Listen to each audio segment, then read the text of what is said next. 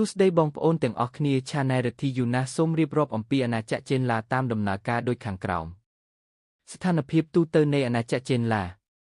ឆេ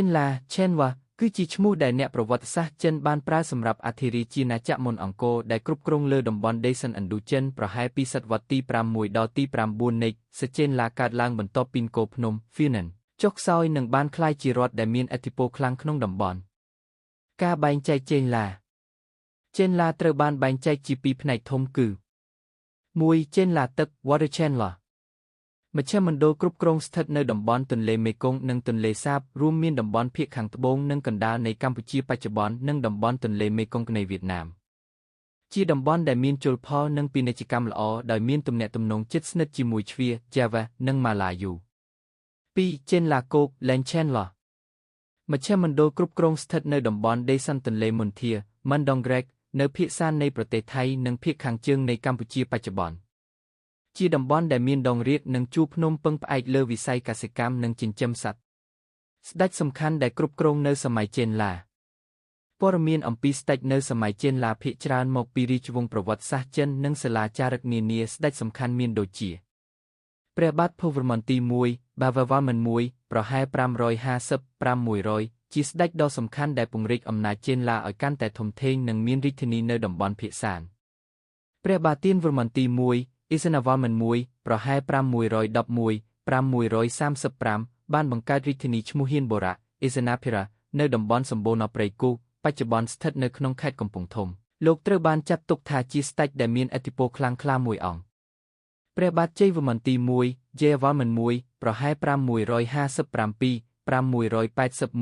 ជាស្ដេចដែលបានពង្រីកឥទ្ធិពលរបស់ចេនឡាឲ្យកាន់តែខ្លាំងប៉ុន្តែបន្ទាប់ពីព្រះអង្គសោយទីវង្គតចេនឡាបានចាប់ផ្ដើមចុះខ្សោយនិងបែកបាក់ជារដ្ឋតូចជាច្រើនទំនាក់ទំនងសេដ្ឋកិច្ចជាមួយបរទេសចេនឡាមានទំនាក់ទំនងពាណិជ្ជកម្មជាមួយបណ្ដាប្រទេសដូចជា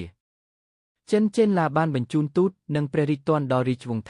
ថេងនៅចិនដើម្បីពង្រឹងទំនាក់ទំនងពាណិជ្ជកម្មនិងនយោបាយពួកគេនាំយកផលិតផលដូចជាគ្រឿងទេសឈើយ៉ាងដិតនិងផលិតផលពីសត្វព្រៃទៅកាន់ចិនហើយទទួលបានផលិតផលដូចជាក្រណាត់សូត្រនិងគ្រឿងសិល្បៈពីចិនមកវិញជ្វា Java និងម៉ាឡាយូចេនឡាទឹកមានទំនាក់ទំនងជាមួយជ្វានិងម៉ាឡាយូតាមរយៈពាណិជ្ជកម្មដើមផ្លូវទឹកពួកគេជាតំណាងពាណិជ្ជកម្មសំខាន់រវាងឥណ្ឌានិងចិន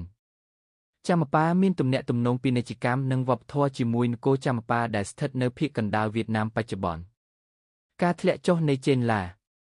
បន្ទាប់ពីសតវត្សទី8ចេនឡាបានចាប់ផ្ដើមធ្លាក់ចុះខ្សោយដោយសារការបែកបាក់ខ្លួនឯងការឈ្លានពានពីខាងក្រៅនិងការបះបោរផ្ទៃក្នុងនៅទីបំផុតអធិរាជាណាចក្រអង្គរត្រូវបានបង្កើតឡើងដោយព្រះបាទជ័យវរ្ម័នទី2នៅដើមសតវត្សទី9ដែលបានបង្រួបបង្រួមអតីតដីចេនឡាឡើងវិញការបង្រួបបង្រួមអំណាចវិញសតវត្សទី8ឆ្នាំ802នៅចុងសតវត្សទី8ព្រះបាទជ័យវរ្ម័នទី2បានធ្វើចម្បាំងបង្រួបបង្រួមអាណាចក្រឡើងវិញការស្ថាបនាអាណាចក្រខ្មែររបស់ទ្រង់មានដំណាក់កាលសំខាន់ដូចជាការឡើងសោយរាជ្យនៅឥន្ទ្របូរៈឆ្នាំ780ការបង្កើតរាជធានីថ្មីនៅហរិហរាល័យឆ្នាំ782ការធ្វើពិធីគ្រងរាជ្យជាសក្តិភូមិនៅលើភ្នំគូលែនឆ្នាំ802ពិធីគ្រងរាជ្យនៅភ្នំគូលែននៅឆ្នាំ802ត្រូវបានចាត់ទុកជាព្រឹត្តិការណ៍ប្រវត្តិសាស្ត្រដ៏សំខាន់ដែលបានបញ្ចប់សម័យចេនឡានិងបើកទ្វារសម័យអង្គរសមិទ្ធផលសំខាន់សាសនាការគោរពនិកាយហិណ្ឌូជាពិសេសលក្ខណៈសក្តិភូមិ